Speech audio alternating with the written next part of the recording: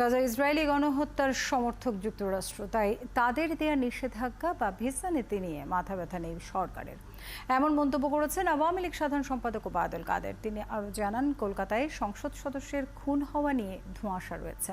আরও জানাচ্ছেন সৌমিত্র মজুমদার। 23 জুন দলের প্লাটিনাম জুবিলি উদযাপন করবে আওয়ামী লীগ। সেটি উদযাপন করতে সভার আয়োজন করে দলের সাংস্কৃতিক উপকমিটি।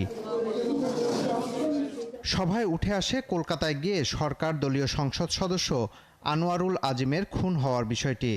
আওয়ামী লীগ সাধারণ সম্পাদক জানান, ঝিনাইদহের ওই সংসদ সদস্য ভারতে গিয়েছিলেন চিকিৎসার কথা জানিয়ে।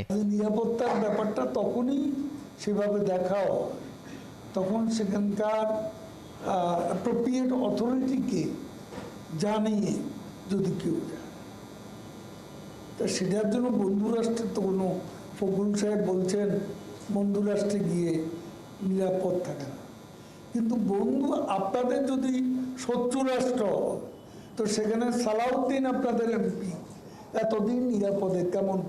একদিন আগেই সাবেক সেনাপ্রধান জেনারেল আজিজকে নিষেধাজ্ঞা দিয়েছে যুক্তরাষ্ট্র, তবে এটি নিয়ে মাথা ঘামাচ্ছে না সরকার। দেখলাম ডোনাল্ডো আসলেন, সম্পর্ক এগিয়ে নিয়ে যাওয়ার সংকল্প ব্যক্ত করলেন, এখানে মিটিং করে।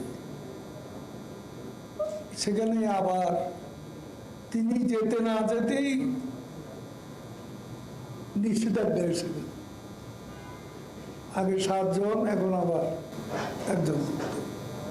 যারা গাজার গণহত্যাকে এবং গণহত্যা যারা ঘটাচ্ছে তাদের নিষ্ঠুর বর্বরোচিত ভূমিকাকে যারা গণহত্যা বলতে চায় না, তারা কোথায় কাকে নিষেধাজ্ঞা দিল